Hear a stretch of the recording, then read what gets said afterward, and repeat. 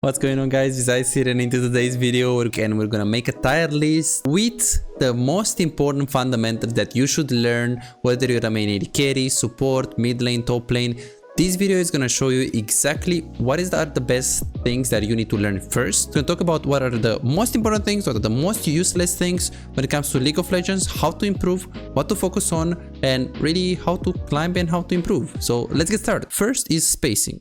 What is spacing, guys? If I play Caitlyn and you play Twitch, I can auto-attack you without getting auto-attacked back. That's kind of the simple way of doing it. Of course, in super high elo, you're gonna see people that are spacing really well. We have two champions with the same range, 525, 525, Kai'Sa, Xayah. And we can see what the deft is doing right here. So he's walking up and the Kai'Sa just can't hit. That's spacing. Your ability to play around your own range, okay? That's simple. I think that if you're an AD carry main, if you're silver, platinum, let's say below master tier, I think it's quite important. Personally, I think it's A plus or S minus. It is important. For top lane, I probably put it in B tier, but if you play a mage like on mid lane or an AD carry, I think it's A plus, especially on AD carries that are like Ashe or Caitlyn, or like the champions that are gonna make you rely on your positioning like Kog'Maw can also go to S. If you play jungle, you play Gragas, maybe it's not gonna matter that much. It's gonna be B tier or top lane B tier, but I personally think for AD carry is A plus or S minus, something like this. I think you should definitely you should learn it. You should definitely must learn it. I'll put it here. If you're an AD carry main. If you're not an AD carry main and you don't play range champions, it's not that important. Still, I would say that it's something that you should know. This spacing, you're gonna improve only by playing other champions. You are AD carry, you wanna learn spacing. Okay, you can use practice tool. You play support to kind of know exactly the range of Alistar. Oh no, but I know the range of Alistar. You don't know the range of Alistar. You need to know it perfectly. You need to tell me, hey, how much range does Alistar have on the W? 522. Okay, got it. Now you know the range. Second is Baron understanding. Okay, so by the Baron understanding, I mean you understanding when to actually go for Nashor. This is a thing that can be problematic for people below masters, because a lot of the people, they actually have problems with converting the lead. Like they win the lane, but they can't really convert. And a lot of times when I play in like low elo, if I play in platinum, or if I have like one or two Baron calls and we just win the game instantly. So I think it can help you. I personally consider that on jungle is more important. On AD carry or other roles, it is important, because if you're gonna ping it and your teammates actually listens, you know, it's good. But majority of the cases, personally, I believe that even if you ping in Baron in low elo, if you're not absolutely perfect when pinging, you're not gonna get followed. Preferably, if enemy actually lost 3 people, I would actually call Baron. I'll make sure I ping minimum 4 times, and I'll make sure I ping exactly when my team is not inside of a fight. Because if you're pinging and they're fighting, trust me, if you ever play below masters, they will not follow. I don't think it's really that important. For the Baron, by the way, I would actually avoid learning it. I mean, it's not really that important as other things you're gonna see very soon. I mean, clicking, I see a lot of the players, they are very bad doing this. For example, if you play Vayne or if you play AD carry, it's definitely S tier. I think it's super important. If you play top lane, jungle, even mid lane, but you play melees, it is important. I don't say it's important, but if you play like Shyvana jungle, AFK in the jungle, pick Karthus, it's like, it is important. I don't say it's not. Like, you have to click close to your champion and fast, and you have to be able to like have good spacing and good APM, action per minute. But I think it's more important than on AD carry, and especially on like Kog'Maw, Vayne, on champions that auto-attack a lot. Clicking is something that I think absolute worst case is A minus or B plus. If you play Kog'Maw, if you play stuff that like rely you auto-attacking, then you should. And yeah, even on support, you know, you play Thresh, you have good clicking, it matters. You're gonna make a big difference in high elo, but to be able to get to high elo, I don't think clicking is something that necessarily will make the difference, even though clicking is also a part of the mechanical execution, and how you execute it on support, you can, you know, get high elo just improving your mechanics. Like me, for example, I was master on AD carry like, I don't know, 6-7 years ago, and then when I played first time support, I was just already grandmaster instantly, because I could have transitioned my mechanics of clicking from AD carry to the support. I would put it A tier as well. I think it fluctuates. Your jungle main, probably B plus tier or something like this, or maybe A minus. Are you Vayne main? It's definitely S. Next one is continuous. I mean, if you play top lane, You can get one every 2 bases, every 3 bases maybe. If you're super behind, I wouldn't buy any unless you're super concerned about diving, getting dove, which in master tier will happen. If you are like bronze, silver, gold, platinum, emerald, I mean, it's okay. I mean, it can matter, like because the most important thing top lane is really, you need to win the lane very hard. And if you win the lane very hard, you need to be able to transitionate, like you just push top tower, you take top tower, and then you either split push the whole game if you play like Trinda, or you just transitionate through mid lane, or you just split push bot lane and you just pressure there, depending on, of course, the situation that you're in and exactly what champion you're playing. But I don't think controllers are really that important. If you play AD carry, I mean, there is no pro player or like challenger AD carry that buys a lot of controllers. I think I saw like 3 years ago the Deft OPGG was like rank 2 or something, and he had like 10 games in a row when he bought 0 pink wards. You know, on AD carry, I wouldn't say it's important at all. I would avoid learning about it. I wouldn't really like use it so much. For supports, it's maybe B+ tier, but for any other role, I personally think it's just to avoid. The normal words are more important. When do you choose to word should be based on the wave. Like if you're pushing, if you're in the position where you're actually pushing, you can actually go for a word. Yeah, for top lane, maybe it's A tier, because top lane is 1v1. You win the lane, you get the tower, and you transitionate. You try to either group mid or split push. For junglers, I don't think it's that important. Yes, you can word for invades and stuff like that, but it's not that important. For mid lane and AD carry, I mean, for mid lane is more important than on AD carry. I would say it's B+ tier. For AD carry specifically, I think it's B-. I think if you're gonna be really good at understanding matchups and understanding like what you should be doing in the lane, your cooldowns, your abilities, and how to play around the cooldowns of the enemy abilities, I think you're gonna be able to easily get to platinum without having too much knowledge about wording. Cooldown tracking ability. Okay, this is one of the most important, if not the most important thing. Top lane, did Maokai use W? How much cooldown is that? How can I punish that? Did Ornn use his E? Did Ahri use her charm? How much cooldown is that? How can I punish that? Did Blitzcrank hit the hook? How much can I punish is how much the cooldown is. I don't know the cooldown. I don't know how to play the game. And you say, oh, I'm playing against a Blitzcrank. I don't know his hook. I mean, if you don't know his hook, he's missing the hook. You don't know that it's 20 seconds, that you have 20 seconds to walk up and prank completely the enemy AD carry.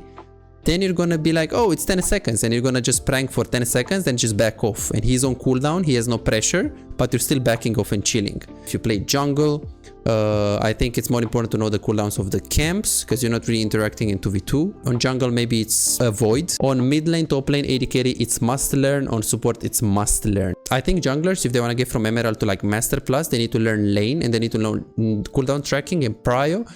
If you're any other role than jungle, I think cooldown tracking, bronze to master, it's huge. Wave management, I mean, okay, if you're top lane, wave management is everything, because on top lane the lane is so long, you're screwed if you don't know wave management. I think for top lane it's must learn for sure. For jungle, I think below Emerald, if you know your champion really well, and if you know kind of what lanes to pressure and what lanes to play around, you should be fine without wave management. But once you're gonna be able to, if you want to get from more than Emerald or like low diamond, I think wave management is going to become S tier. But until low diamond, I think junglers is like avoid. And then on mid lane, wave management is definitely like S tier. And then on AD carry, it's also pretty important, because there are so many cases where on AD carry, your support dies, or you die, your wave management is fucked. And there are so many things that you can do just managing the wave. Because you have to understand that when you play bot, like you rely a lot on your teammates. And if you fuck up your wave, you're fucking up a lot more, and then also your support is gonna just go mid lane and roam at the wrong time. One mistake of wave management can completely seal the deal. So you gotta be very, very careful with wave management. I think it's a must thing to learn, other than jungle, that is like maybe you can climb without it at first, you know. So guys, I think wave management is very easy to learn, to be honest. Very, very hard to master it, and it's very hard to apply it. I don't think it's easy. I don't personally think it's easy. I really don't personally think it's easy. Okay, CSing. Okay, CSing is, so it's like CSing is important, but the progress that you're gonna have if you learn it really, really well is nice, but it's not as big as learning the cooldowns, learning wave management. I think it's really much.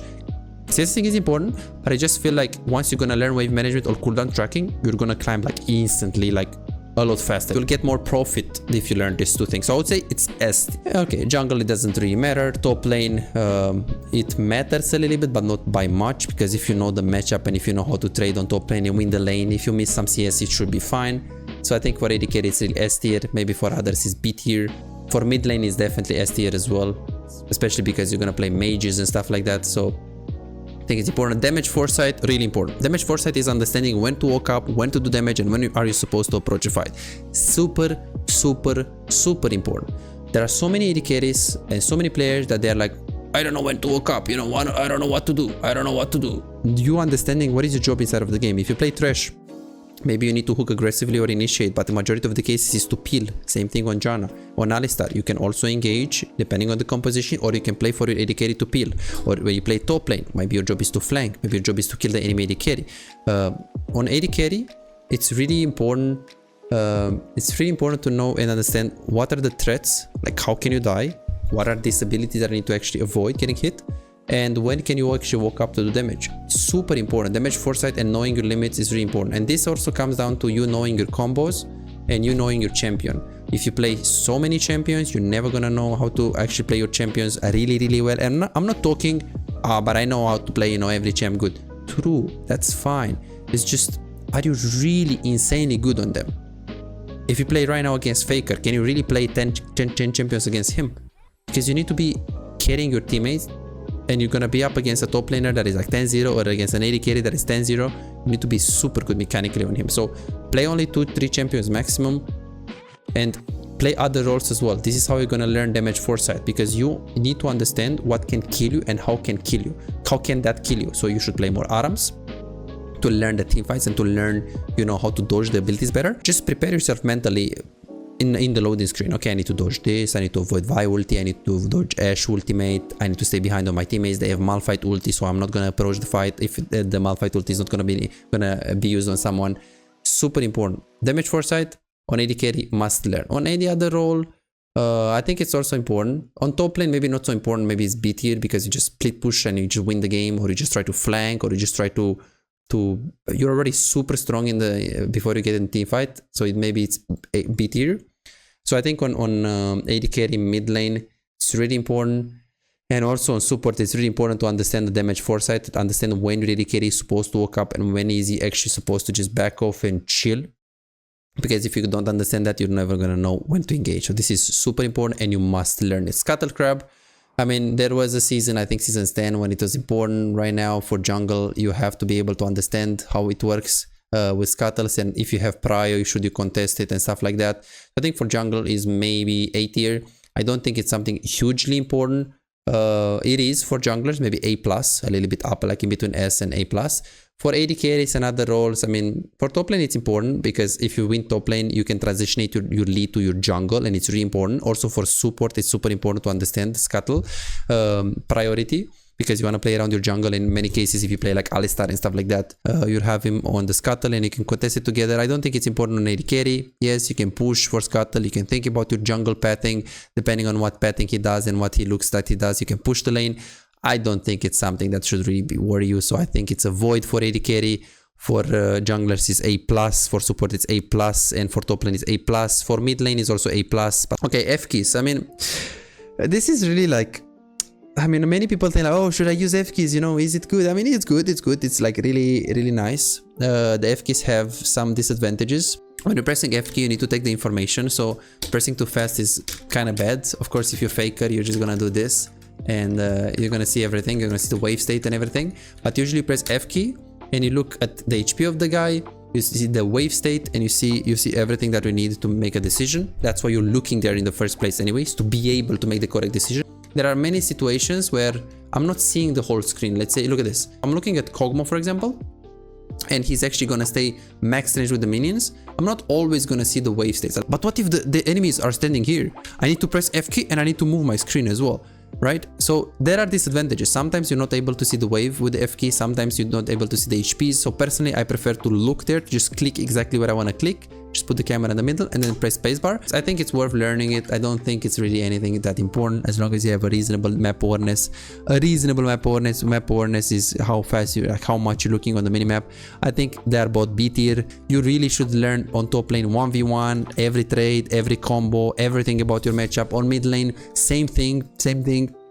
until platinum, and then above platinum, of course, you need to know how to play around your jungle. You need to have good map awareness. You need to actually check wave state as well to see exactly what's going on, prepare for dive. So map awareness is not a weak skill. I personally think that if I have a friend that I want him to get, let's say, from bronze to whatever rank, I don't teach him, okay, the first skill that we need to learn is map awareness. No.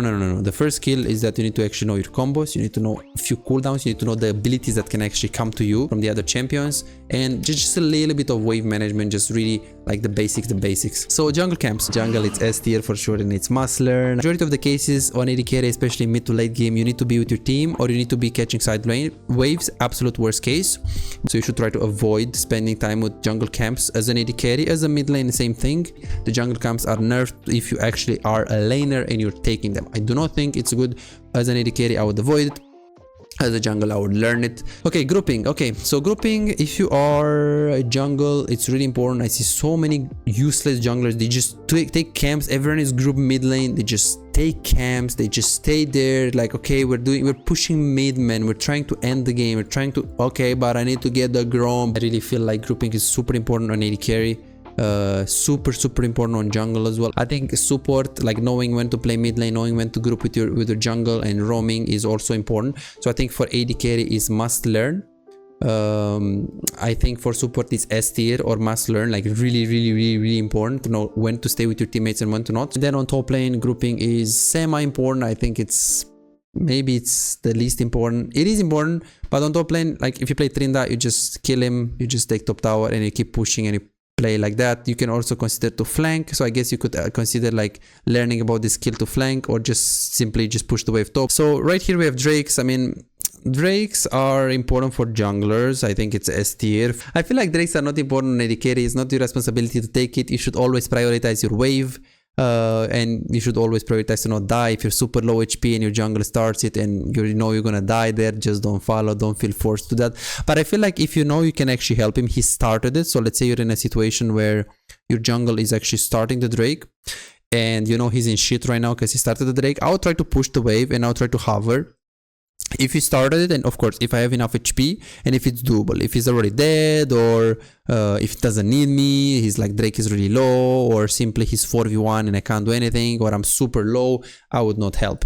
But generally speaking, I think it's important to like know when to follow Drake and when to not. Usually the rule that I use as an AD carry is if he starts it, then I try to push my wave and I try to move there. If it's an emergency and I need to move there, I move there right away without even pushing the wave. And if he's already dead, I never follow. If I'm too low to follow, I never follow. If he's already there, I never follow. If I look at the fight and the Drake is like, let's say he's not in a fight and the Drake is like 1k HP, I never follow if he doesn't need me, or 2k HP. It depends also on who is the champion, how easy can he do it. But yeah, I think on junglers it's maybe A or A+. On AD carries, I think it's B. I think it's actually, no, I think it's A, because it's not really the Drake that is important. It's like, so it's more about the mental pressure. Recall timings. Oh shit, recall timings. Okay. You play top lane, you need to win the lane, you need to accelerate the game. You need to recall timings because you need to be good at 1v1, be good at playing your matchup, be really good. Recall timings is super important. Mid lane recall timing is super important, playing around tempo, understanding when you should recall based on your gold, based on your wave, and based on the overall wave state. Very important. Mid, AD carry. Top lane, I think support is A tier. There are so many supports, they have no idea when is the AD carry supposed to recall. They just follow the AD carry. I mean, it's hard for them because they anyways don't control the wave. So when the AD carry does something, like they kind of need to follow anyways. So I think it's A tier, and I think that if you're below masters, actually bronze to master, I think it's also important for you as a support to understand it. And this is why if you're a support main, you should play AD carry, and if you're an AD carry main, you should play support. Strong side versus weak side. Strong side versus weak side is so when you're playing bot lane, trying to trade, don't know where is the enemy jungle, and your jungle is doing scuttle, or top lane is pressuring top lane or diving top lane, so you should not play aggressive here because your jungle is not around you. If your jungle is also top lane, this is called even side, and if you don't know where is the jungle, then it's weak side and you have to back off word, or just at least don't play aggressive. I think it's semi-important for top lane and bot lane. I think it's it can kill you. I feel like below platinum it's useless or almost useless to know this. You can probably just climb to Emerald with other things, but if you're gonna play from high platinum to like masters, I feel like it starts to be like A tier. So overall, okay, matchups. Okay, if you play top lane, this is the most important thing that you should play. Matchups 1v1, Seth versus Garen, Garen versus Seth, Seth versus Shen, Seth versus Fiora, Ornn versus Fiora. You need to know everything about the matchup, everything 1v1. You must know it. You don't know it, you're a shit top laner. Sorry. Mid lane, I think matchups on mid lane it's important, but it's not as important as top lane personally. And I think on bot lane is even like it's important, but it's A tier. So AD carry support is here. Mid lane is here, top lane is here. Okay, I'll put it 80. So summoner spells, I think they are important. I mean, using your flash, using your ghost, I don't think they're important more than cooldowns. I think on top lane, what they have using TP, but using TP is also connected with the wave management and understanding what the enemy is supposed to do. And then using the flash is quite important, so I would say A- tier. On AD carry, using ghost is quite important. It can make you do a lot more damage, and flash as well, knowing when to use flash, especially for late game, because you want to conserve it in the late game. And there are many champions in this meta like Kog'Maw that have a super high reliance on having their flash, so I do think that is maybe A- tier or something like this. I think it's important. I think it's important. Then we have here when to take side lanes and when to not take. If you're playing top lane, it's really important. It's must learn, especially on champions that are supposed to side lane. If Fiora, Trinda, you need to allow a Yorick, you need to learn side laning, you need to learn warding. If you are AD carry, it can actually be important, because I see so many people like after the Baron spawned, they're just spending their time on the bot lane, and that's really bad, because if the Baron spawned and the enemy AD carry is mid and you're pushing bot lane, they'll immediately go there. Even if you catch bot wave and then you go mid lane, that's fine. If you catch bot lane, you push another one and then you move mid lane, that's fine. But don't try to spend your time just spend your time on bot lane after the Baron is up. Always ask yourself, can they do Nashor? Because maybe they can. Maybe they have Veigar AD carry and they have no Kraken Slayer Bork users, and they're like they don't have Yasuo, Yone, stuff like that, the stuff that can actually force the Baron Rusher super fast.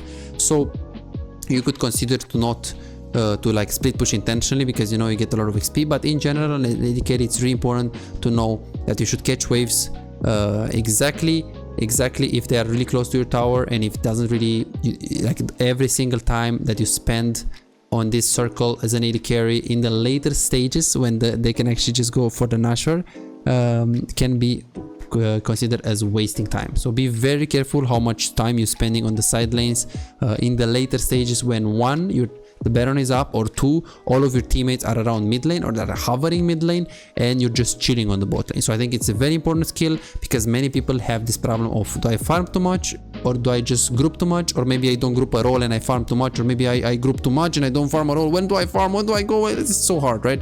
So I think it's S tier. Okay, well, Herald. I mean, it is important for top laners, really important, and voidlings as well. For junglers is like must learn. They need to play top lane 80% of the games, maybe 90% of the games, so it's a must learn. If you're AD carry, I mean, I think it's just avoid. If you're support, I think it's A, because there are many situations where you can actually go top, whether you play Karma, Thresh, Alistar, blah blah blah. You need to be top and you need to be there for voidlings. Of course, it also depends on your matchup on bot lane, because if you can get kills on the support, on the enemy support, on enemy AD carry, you can stay bot with the support. So I think it kind of like matters if you have a good understanding about, you know, when to actually stay for the voidlings or for the Herald. Or top lane is definitely S tier, because I mean you have a high even on mid lane, because your mid lane you can like move so fast from mid to the Herald like this, super easy like that.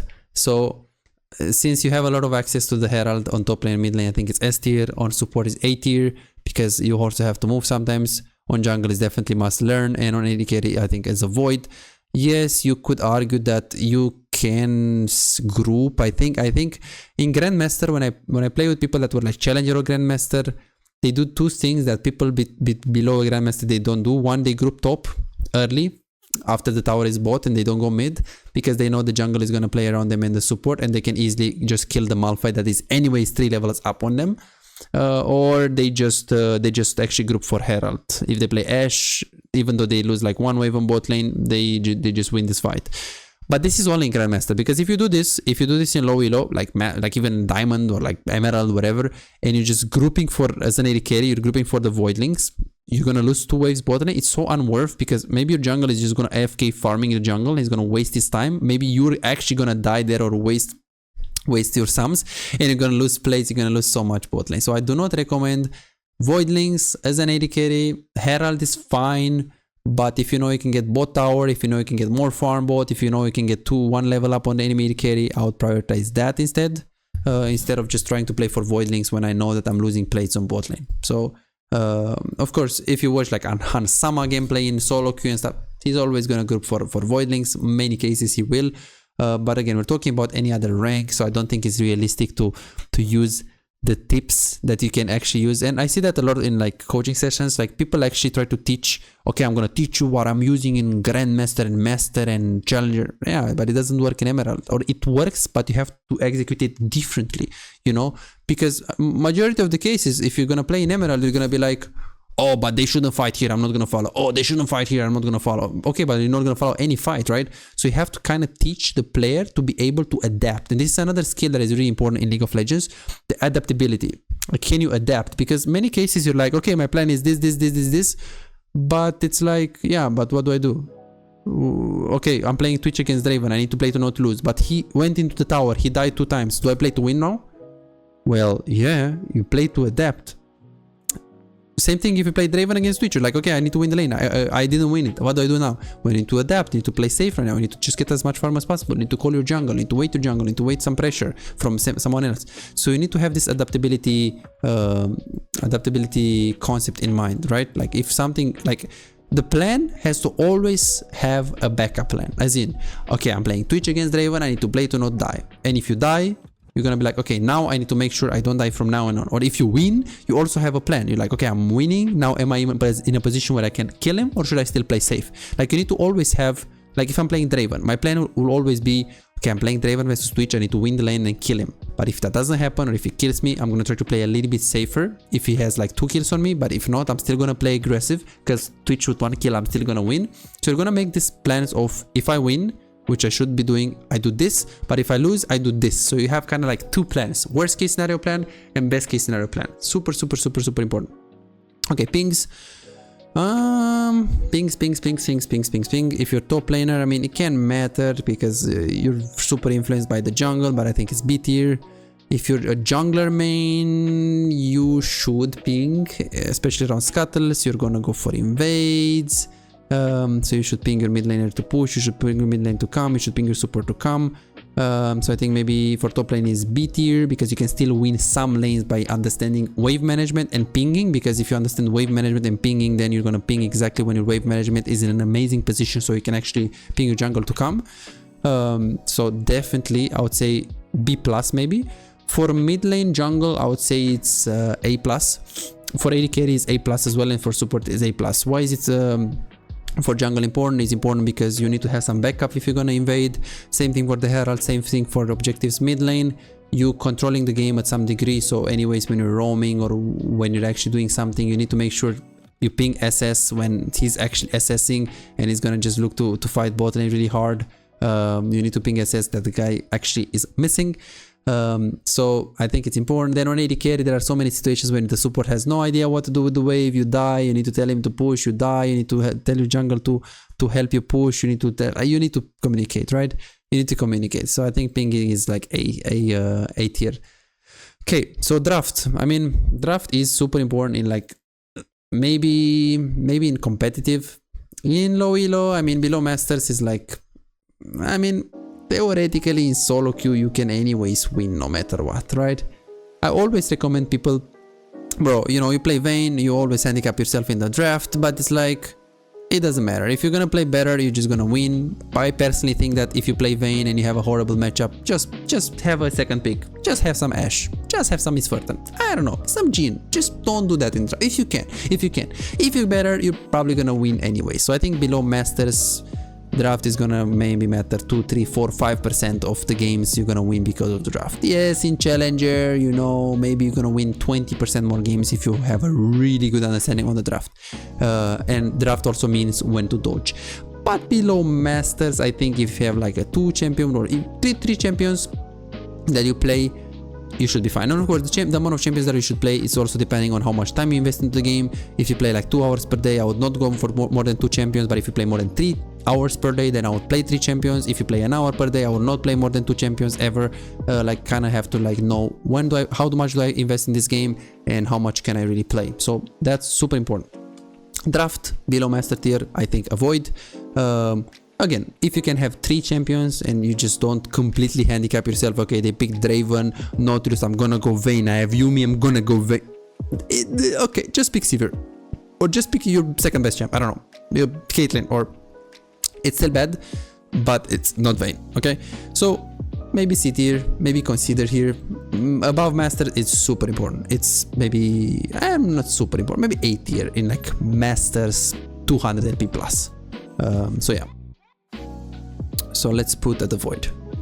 Then we have itemization. I think itemization, I mean, as long as you copy some builds from UGG, I mean, you should be fine until like platinum. You should have absolutely no problem. Above platinum, I think that it can actually have matter.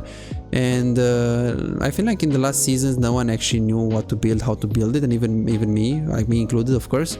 But right now, people actually start being a lot smarter about itemization, and they actually think about like, okay, I'm gonna buy this item in this situation, this item in this situation. So items adaptability, if you're playing above diamond, it's probably A tier. If you're playing below platinum, it's probably avoid. Like I think if you copied some builds from UGG, you should be okay, even though, you know, there are still situations when you need Lord Dominix, you need like, you know, Bramble Vest first against Fiora on top lane or stuff like that can actually help you. But I personally think below platinum it's useless, and above diamond it's really important. You can actually have master tier games where you actually lose because of the itemization. And then, oh, this is mechanical execution, combos, and how do you play the fight. I mean, yeah, there are 2 things, right? When you're making a decision and you actually follow a fight, right, there are 2 parts of it. So you're following a fight based on, one, if the decision is good and you want to follow, and based on, of course, once you made the decision to go, let's say you want to move in this fight, you should decide based on the HP of these people here, if it's doable for you to get there, the distance between that you need to travel, and the optional play that you have, or the alternative, which is in this case plates, or just move bot lane and dive bot lane. Okay, so mid lane should move here if it's a doable fight, always. If it's a doable fight, he should move. He should anyways have pinged along earlier. And if the fight is dead anyways, he could just always go mid, he could always go bot, or he could just go from behind to try to just do something with the enemy with the top laner, if that's possible. But in general, you do cross map play, you either take the plates or you just do the cross map play, as I said, you just go bot. But yeah, in order for you to be able to do something in that team fight, you need to have a good execution. You need to have good combos. You need to know what you're actually supposed to do. So you need to know your champion. This is very important. Very important. So I think it's a must learn skill, because you can have the best macro if you don't know your champion. And this, again, we're talking about, don't play too many champions. Try to play 2 champions, 3 champions, depending on how much time. Okay, sure, let's say you want to play 10 hours per day.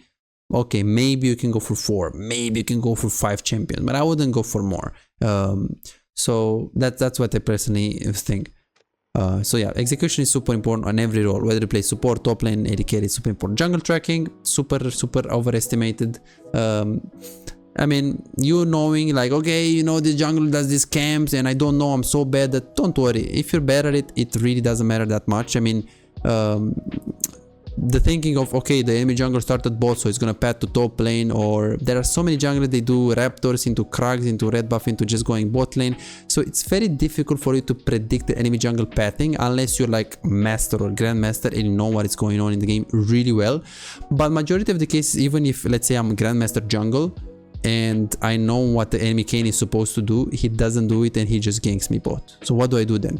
Then in the situations when you don't know where is the jungle, you just don't play aggressive unless you see him. Yeah, like you play semi-aggressive, you take some trades, but you never make the full commitment if you don't know where he is. And once he actually showed on a lane, you can go more aggressive on the laners. So it's that simple. If you're trying to track the enemy jungle, no matter how good your understanding is below master tier, the reality is that people will do stupid stuff in the jungle and they will do a random clear, random pathing, random everything. And there is also a big chance that you don't know, okay, how does Karthus path differentiate compared to Grace pathing, compared to Nidalee pathing. You need thousands of games to know so many pathing and so many options and so many word spots. So personally, I use this rule. If I don't know where is the jungle, I just take a word. I don't make big commitments. Once he's showed on the map, I just make a big commitment, or I only play aggressive if I know we can 2v3. Of course, that doesn't mean you don't trade, but that doesn't mean, okay, now I need to know every jungle pathing and every jungle, even if you know people are gonna do the weird stuff anyways, and this will always happen like this, right? So yeah, there's that. Guys, that's it for today. Thank you so much for watching. I hope this tier list actually helps you. Let me know in the comments if it actually helped you. And yeah, see you in the next video. Don't forget about coaching. If you truly want to get better, if you truly want to get better, make sure you join my Discord. Here you can see all of the people that improved and climbed. For example, here Cody, he was diamond at that time. He was platinum, I think, for about 4 years, as he says. And Cody was actually hitting, let me show you guys. Cody was actually hitting, so he was platinum for, I think, 4 years in a row. So completely hard stack platinum. And of course, with the coaching, I think over 1 year, if I'm not mistaken, we got from platinum to master tier.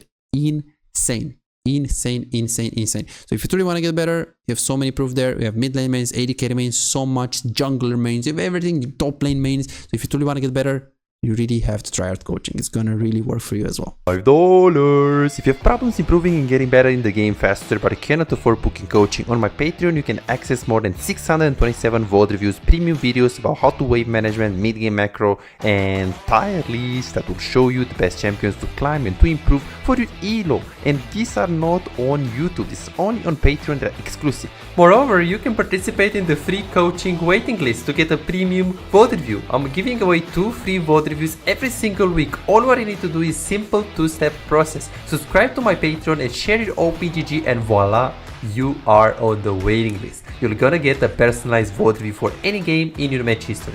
For just $5, you get not only the free VOD review, but a whole bunch of exclusive benefits that will supercharge your gaming experience. It's a small investment for a big return. And it's just $5, it's no brainer, right? But here is the deal, you've got to act quickly. The waiting list is already filling up fast. 55 people already subscribed to the Patreon, and there are 6 people that they already are on board, they are on the waiting list. And more are joining every moment. Now, do you want to secure your spot for a free VOD review? Go ahead on my Patreon and reserve it right now.